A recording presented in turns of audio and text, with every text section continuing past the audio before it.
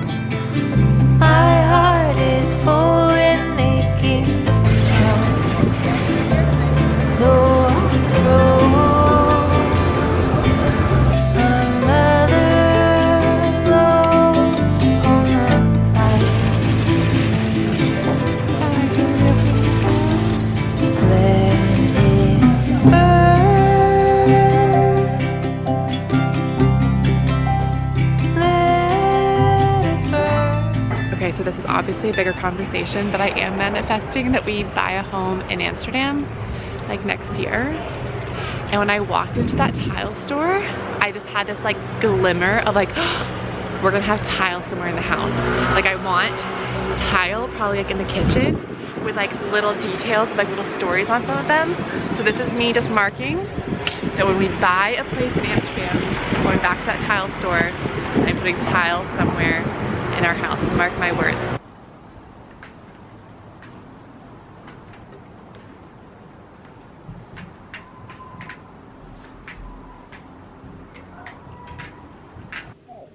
Take the finger.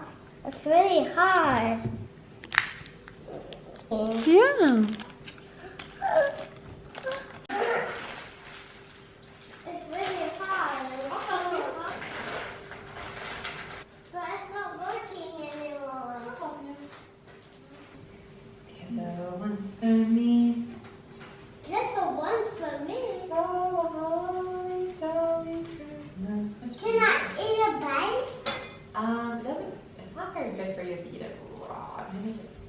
It's much better if you wait for them to cook. But it doesn't have any rotten eggs. No rotten eggs. It just can eat it. There's no rotten eggs. No rotten eggs? No rotten eggs. Well, what about raw eggs? I think get this out of there. I think I can eat a bite. Okay, you can have a little pinch. Big. All right, which shape should we do first? We have all these shapes. One, this guy. Okay. press it down. Let's put them right here. Can you press it down?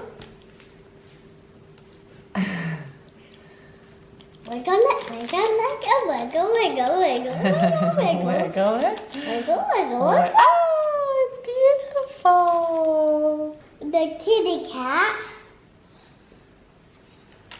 Oh. Here, I have an idea. Let's flip it over.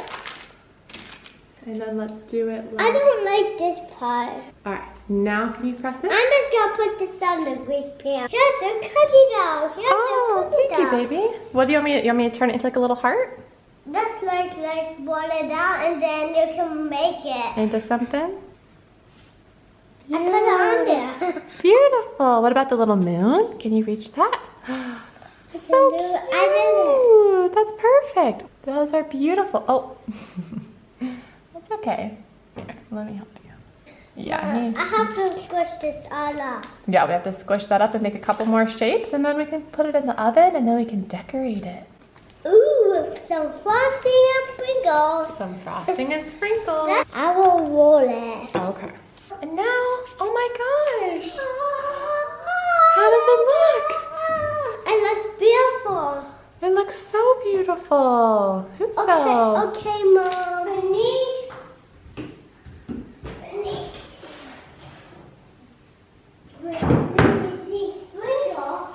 Mama, I like the.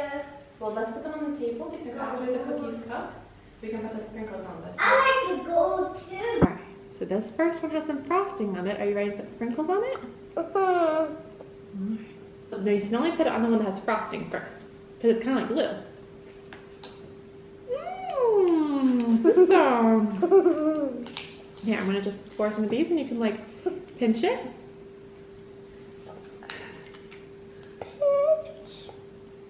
Mom, they want the two green ones. That's perfect for the Christmas tree, because Christmas trees are green. Here, you want to try a look at the frosting?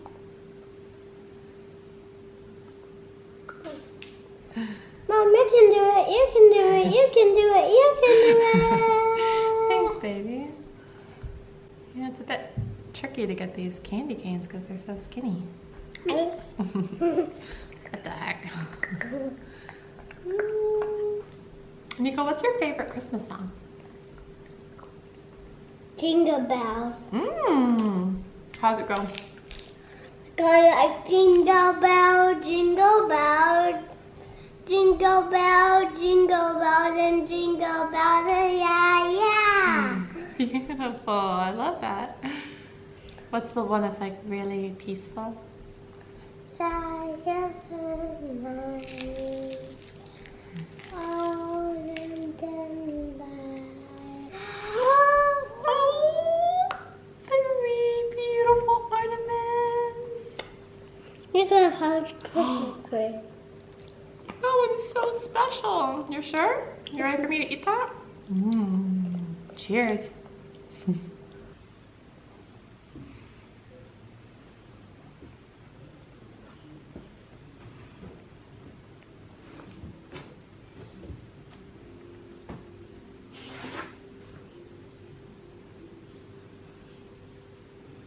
Hi, I am just walking to a very cozy holiday dinner.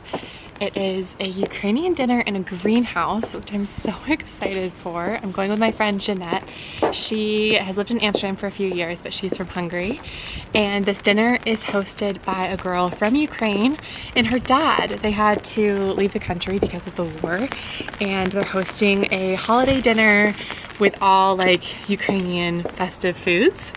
And I'm really excited because I actually gained a Ukrainian sister-in-law this year. My little brother moved to New York last year, and he went on one Hinge date and fell madly in love with a girl from Ukraine, and I love her so much. So I'm really excited to learn a little bit more about her culture through the food tonight. But it just feels so good, honestly, to walk to dinner because today has been kind of chaotic. It's been such a fun and like festive weekend, but I will say the kids were full on today. So it was just like one of those days where it's so chaotic getting ready to head out the door. Like I don't even know what my makeup looks like. Hopefully it's dark at dinner. But But I put on a cute outfit, and it's always nice. I love being in a walkable city because just like the walk to dinner helps reset so much. It's just like something about like nice cold air on your face and the sound of rain that kind of like refreshes me. So it's a little reset, a little transition from momming most of the day, but hopefully I can catch a couple of clips of the dinner without being too embarrassed for you.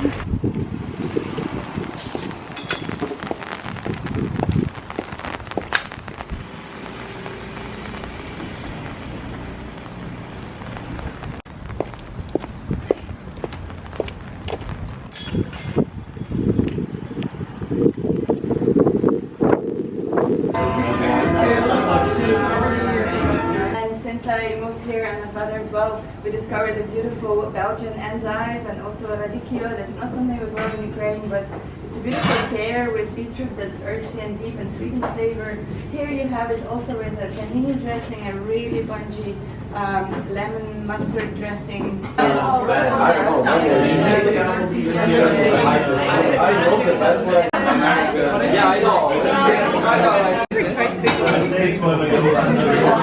you ever tried briquette? Which was fermented in a wooden barrel, and it's sour from, not from acid, but from long lacto fermentation. This is something very traditional for Ukraine and something I struggle to find in Europe. So it's That was incredible. I am so full. It was like 5 courses and everything was just so delicious. The dish at the end was this like dumpling. It was a dessert. It was a dumpling with sour cherries inside and like sour cream. It was so delicious.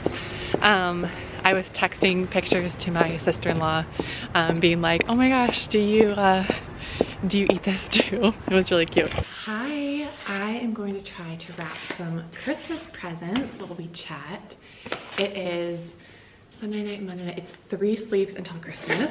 I'm getting so excited.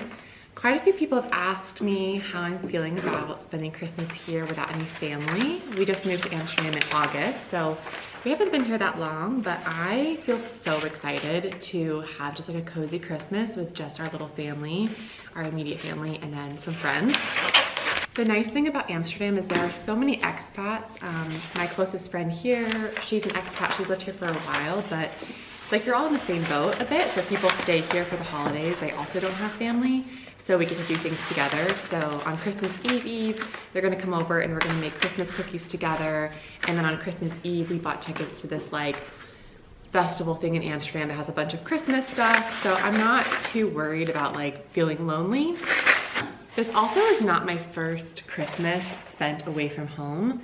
The first time I missed Christmas was actually my grandmother and my aunts. They were going on a trip to Australia, New Zealand, and Fiji for 2 weeks, and I was 15, and they invited me. They offered to take me, which was a huge deal. I grew up without a lot of money. We did not have much money growing up, and you know, my relatives were really great and like sent presents and stuff, but nothing this extravagant. So it was a huge deal. It was my first time ever leaving the country outside of like Canada.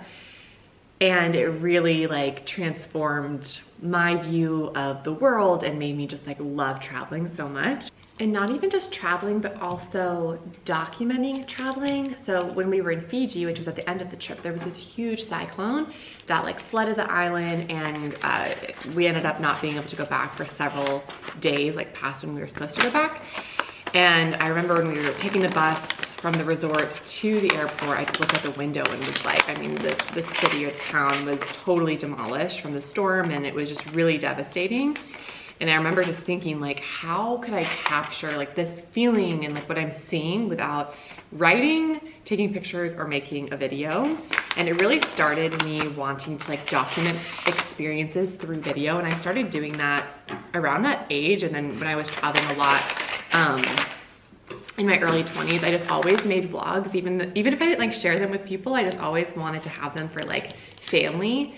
Or just for myself to really capture like a feeling, because I felt like since my earliest travels, I would just have these experiences that were so hard to really properly share it with other people unless I documented it. So here we are,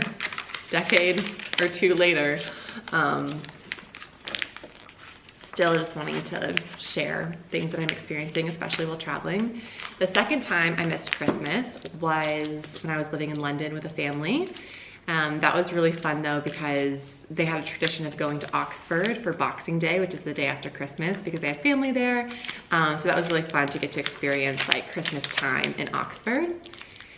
And then the third time that I missed Christmas with my family was when Clayton and I first moved to New York City.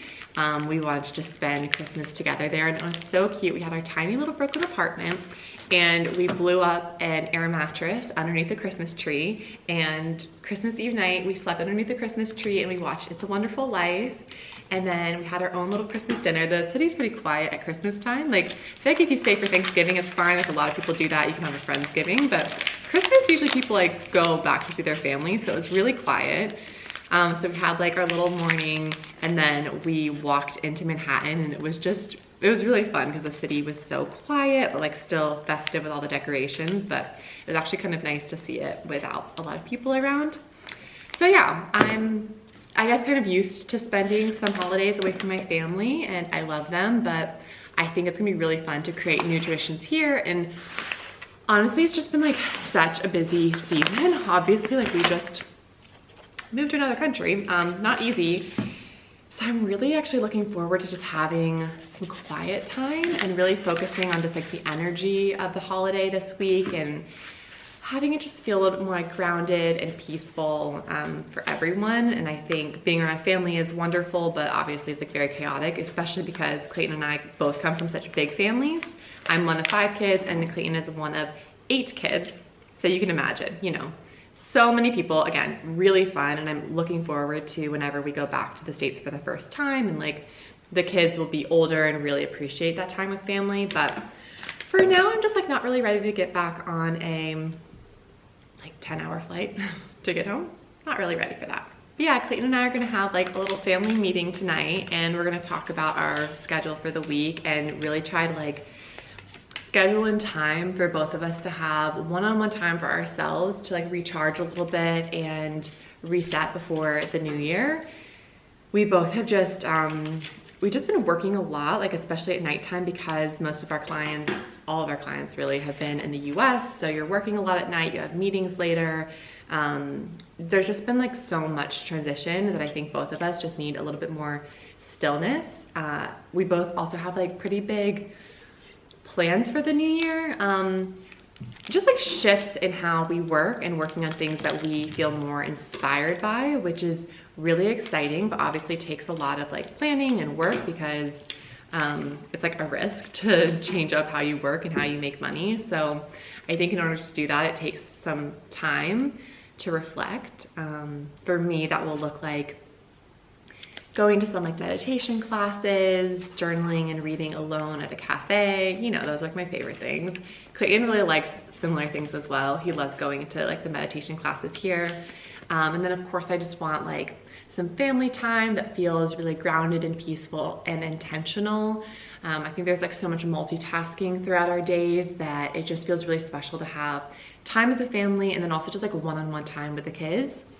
And I'm really excited for some traditions around like Christmas Eve and Christmas Day.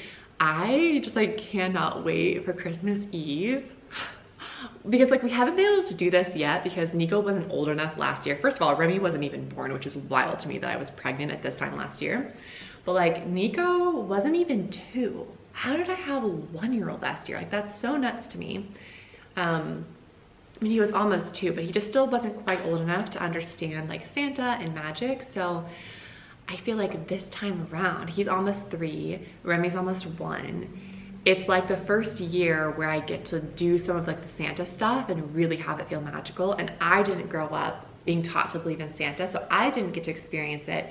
So it feels like I get to experience it for the first time, like through my kids, and I'm so excited for that, especially Christmas Eve night. We're gonna do like the reindeer food where you sprinkle it in the backyard with like glitter and red and green sprinkles and oatmeal. I think that's the recipe, someone told me.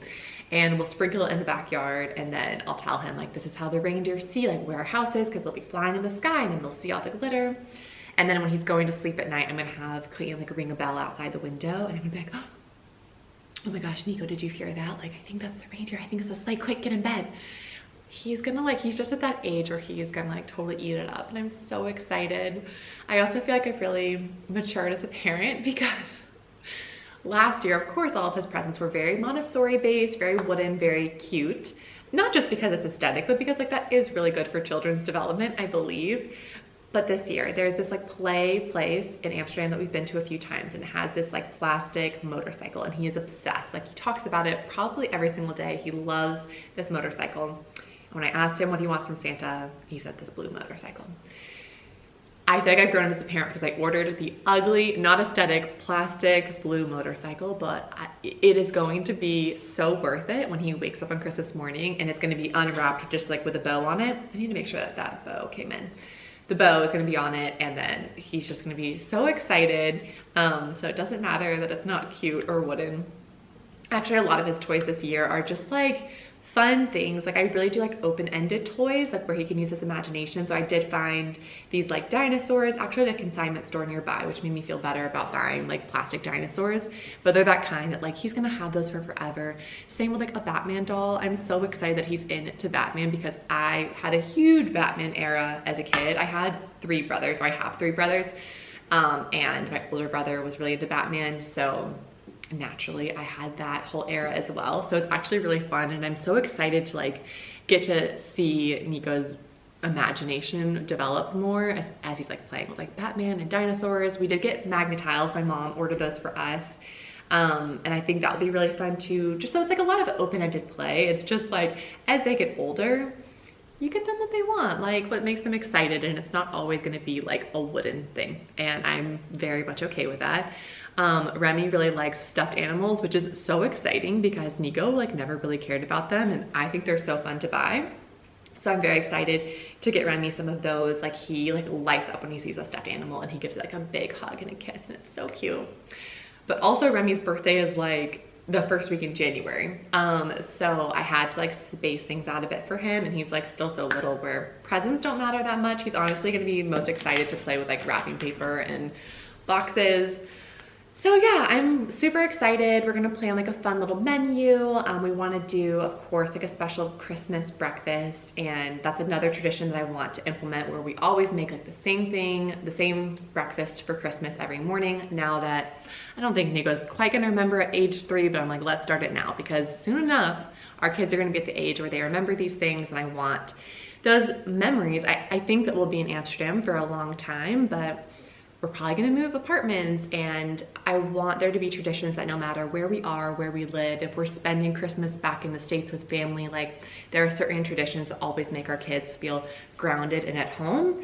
It's something I'm very conscious of just with how much we do move and travel, and I know that moving to another country as a young kid, like whether you remember it or not, like subconsciously that is in your nervous system, and I just want it to feel like really grounded and homey.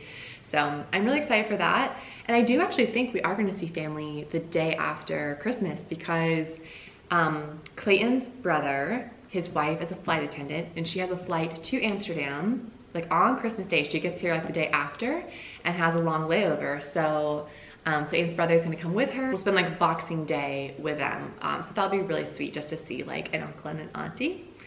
But yeah, I hope you have a very Merry Christmas, Happy Holidays. Thank you so much for watching these vlogs and just supporting my content this year. I'm really excited for next year. I feel very inspired by sharing more with my community. Like, thank you for giving me feedback, because every time I like get a DM or comments that says like, hey, like I'd really love to know more about this thing, or it's really helpful when you share this, it really lights me up and gets me excited about sharing content, because I always want it to be like actually helpful, beneficial, inspiring in some way. So thank you for your feedback, and I hope you have a very cozy, intentional, peaceful, and grounded holiday.